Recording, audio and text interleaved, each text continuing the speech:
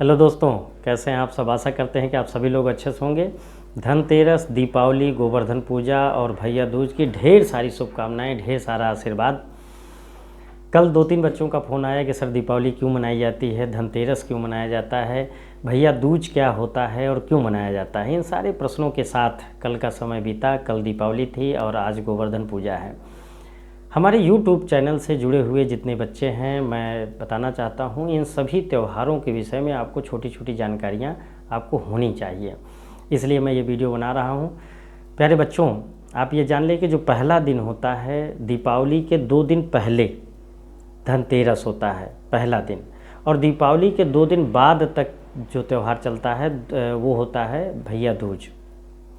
पहले दिन धनतेरस, दूसरे दिन नरक चतुर्दशी, तीसरे दिन दीपावली, चौथे दिन गोवर्धन पूजा और 5वें दिन भैया दूज का त्यौहार मनाया जाता है। अब आप जानें कि धनतेरस क्यों मनाया जाता है।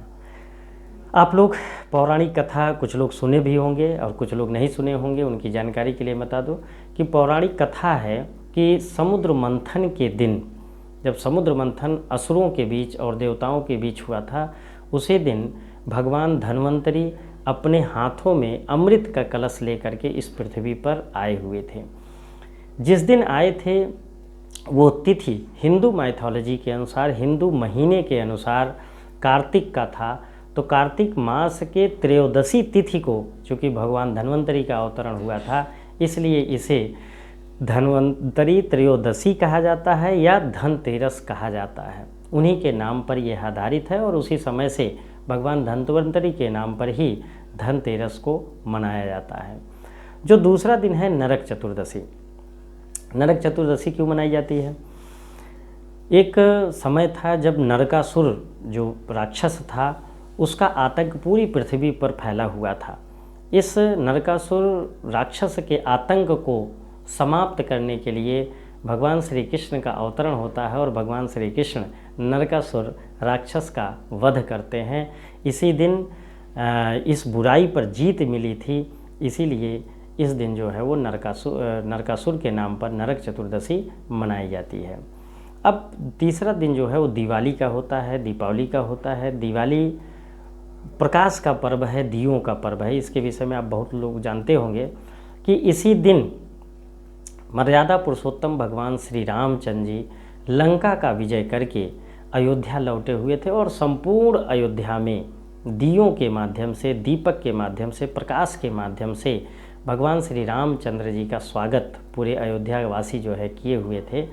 ये जो अयोध्या आप देख रहे हैं बहुत छोटा सा है जिला, उस समय अयोध्या बहुत ही विस्तृत था।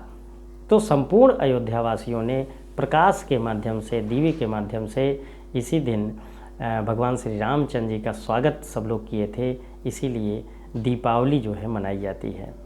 अब दीपावली के दूसरे दिन गोवर्धन पूजा आता है। गोवर्धन का नाम सुन करके आप लोगों को भगवान श्री कृष्ण जो गोवर्धन पर्वत को हाथ अपनी कनिष्ठिका उंगली पर उठाए थे उसकी याद आ गई होगी, आप लोग जान गए होंगे। लेकिन आपको बता दें कि गोवर्धन पर्वत का संबंध मर्यादा पुरुषोत्तम भगवान श्री रामचंद्र से भी है। कैसे है आपको बताएं कि जब भगवान श्री रामचंद्र जी लंका विजय के लिए सेतु का निर्माण कर रहे थे समुद्र पर, तो उस समय सभी बंदरों ने पत्थर उठा उठा करके सेतु का निर्माण करना शुरू किया। उस समय हनुमान जी जा करके पूरे गोवर्धन पर्वत को उठा करके ले आते हैं, लेकिन जब तक ले आते हैं तब तक सेतु का निर्माण पूर्ण हो चुका होता है। गोवर्धन को भी बड़ा दुख होता है कि मैं मर्यादा पुरुषोत्तम भगवान श्री रामचंद्र जी के काम ना आ सका। यह व्यथा अपनी जो है वो भगवान श्री रामचंद्र जी से कहता है। तो भगवान श्री रामचंद्र जी गोवर्धन से कहते हैं कि हे गोवर्धन, मैं अगले जन्म में मैं तुम्हारा उपयोग करूँगा। और जब कृष्णा अवतार होता है तो उस समय गोवर्धन का उपयोग भगवान जो है करते हैं। कैसे करते हैं इसकी भी कहानी आपको पता होगी कि भगवान श्री कृष्ण संपूर्ण गोकुल वासियों से कहते हैं कि इंद्र की पूजा छोड़ करके गोवर्धन की पूजा आप लोग करिए। सारे गोकुलवासी गोवर्धन की पूजा शुरू कर देते हैं। इंद्र को यह बात बहुत ही बुरी लगती है। वो मेघ को बुलाते हैं और घनघोर बारिश कराते हैं, बहुत ज़्यादा वर्षा कराते हैं। पूरा गोकुल डूबने के कगार पे आ जाता है। तब भगवान श्री कृष्ण गोवर्धन पर्वत को अपनी कनिष्ठिका उंगली पर उठा लेते हैं और पूरे गोवर्धन के लोगों की, गोकुलवासियों की रक्षा करते हैं। तब से लेकर के अब तक गोवर्धन पूजा मनाई जाती है आज के दिन। अब गोवर्धन पूजा के दूसरे दिन या दीपावली के तीसरे दिन जो है वो भैया दूज मनाया जाता है। भैया दूज क्यों मनाया जाता है? आप लोग मृत्यु के देवता यमराज के विषय में आप लोग जानते होंगे।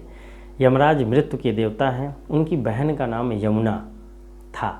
ये दोनों लोग बचपन में बहुत ही एक दूसरे से प्रेम करते थे। बड़े होते हैं, व्यस्तता होने की वजह से यमराज अपनी बहन से मिलने नहीं जा पाते हैं।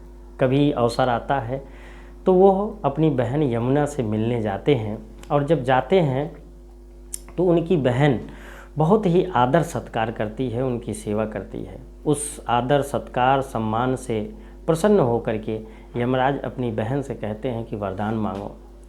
तो वरदान मांगने के क्रम में उनकी बहन यमराज से कहती हैं कि हे भाई, इसी दिन प्रतिवर्ष तुम जो है मेरे घर आया करो, यह वरदान मुझे दे दो।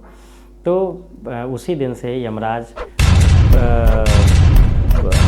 अपनी बहन के यहाँ प्रतिवर्ष जाया करते हैं, और एक वरदान और साथ में देते हैं कि जो भी भाई इस दिन अपनी बहन के यहाँ जाएगा वो काल से मुक्त हो जाएगा, उसे काल कुछ नहीं कर पाएगा और उसे मोक्ष की प्राप्ति होगी। और तब से लेकर के अब तक भैया दूज जो है मनाया जाता है। इस प्रकार से यह दीपावली 5 त्योहारों को मिला करके मनाई जाती है। पहला दिन धनतेरस, दूसरे दिन जो है नरक चतुर्दशी, तीसरे दिन दीपावली, चौथे दिन गोवर्धन पूजा और 5वें दिन भैया दूज। धन्यवाद।